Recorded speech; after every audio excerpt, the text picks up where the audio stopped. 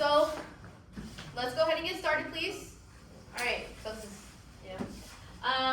our objective for today is that you can write two variable equations from a word problem and solve a systems of equation. Okay. Looking at the I can statement, the objective. What is can anybody remind me what is variable? What does that mean? No. Variable is what? What does that stand for? We'll talk about it a little bit. Y'all don't remember what variable is? Okay, remember that variable is a letter, right? Or again, it's just an item in this problem, right? So these type of problems are going to have two variables, okay? So we're going to go ahead and learn how to solve systems of equations, okay? Systems of equations. Okay, we got your phone. Okay. So these are the two types of equations that we are going to write given systems of equations, okay? So the first one we have is slope-intercept form, okay? Slope-intercept form, and then we have standard form, okay? You guys will write this down, slope-intercept form and standard form, okay? Remember that slope-intercept form is if you're given that starting value and the rate, right? Those are the two things that we're going to need. And then you have standard form, which is something that we've already been introduced to. Okay? A couple of weeks ago, we already went over how to go from standard form to slope-intercept form. Okay? So for standard form is if you have two quantities that need to add up to some total. Okay? Two quantities that add up to some total. Okay?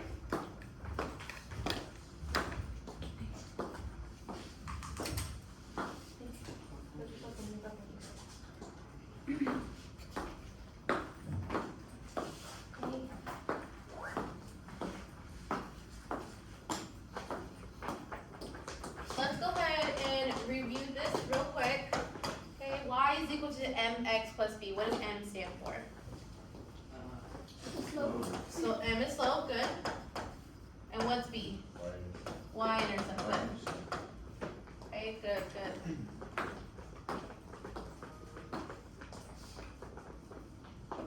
Okay. So an example for slope-intercept form is if you were given a starting rate value, just like I said earlier.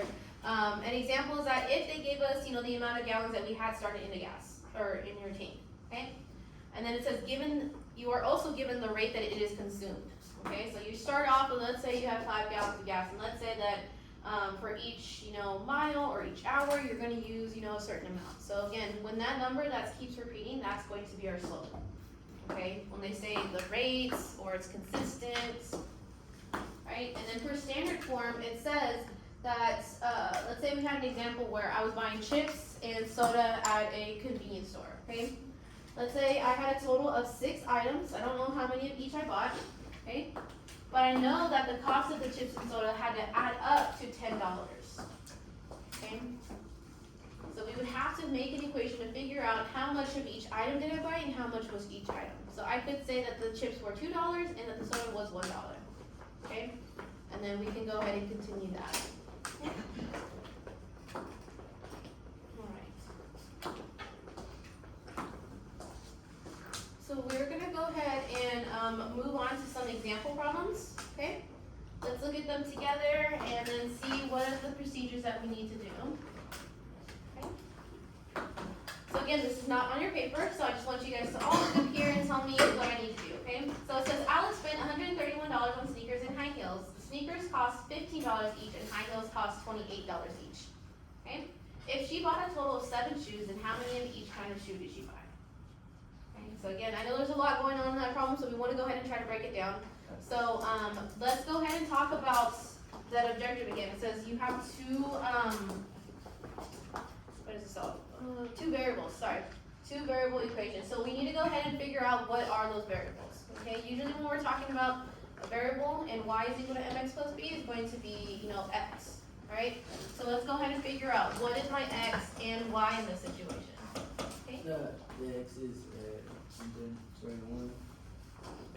Okay, close. So remember when we're talking about these quantities, right? We want to go ahead and assign them to something. So earlier when I gave you an example, I would have talked about the gas, okay, that would be my variable. And the other example, I would have said my chips and soda is my other variable. Can anybody tell me what are the two things that I'm buying in this problem? Shoes, right? Specifically the sneakers and high heels. So I would go ahead and label S as sneakers, okay, and then the Y as high heels. Okay, sneakers and high heels. Okay.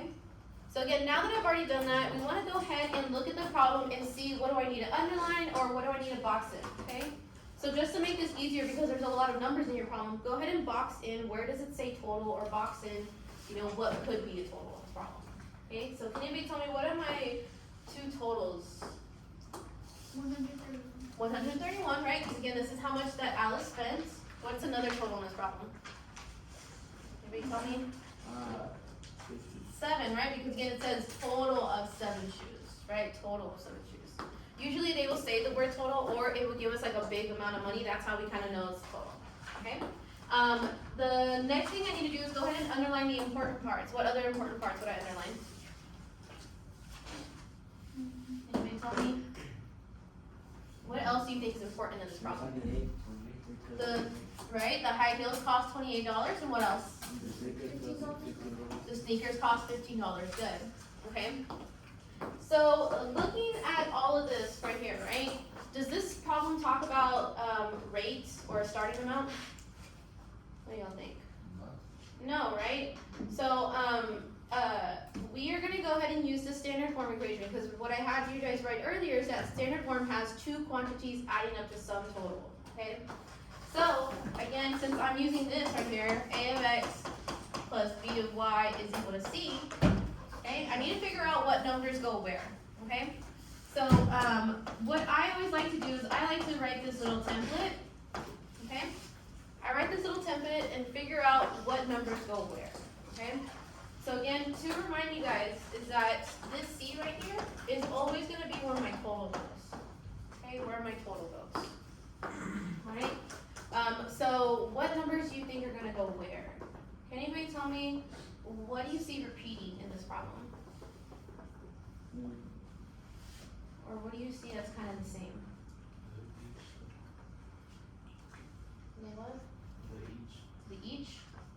Okay, yeah, they say the word each a lot, that's good. Okay. What else do you notice? What symbol is repeated in this problem? What symbol? You guys know what a symbol, right? The money symbol, okay? So that's always a big hint that these numbers are always gonna go together, right? If they all have money symbols. So money always goes with money, okay? So, can you guys tell me if we know that X is gonna be sneakers, what's gonna go in front of here?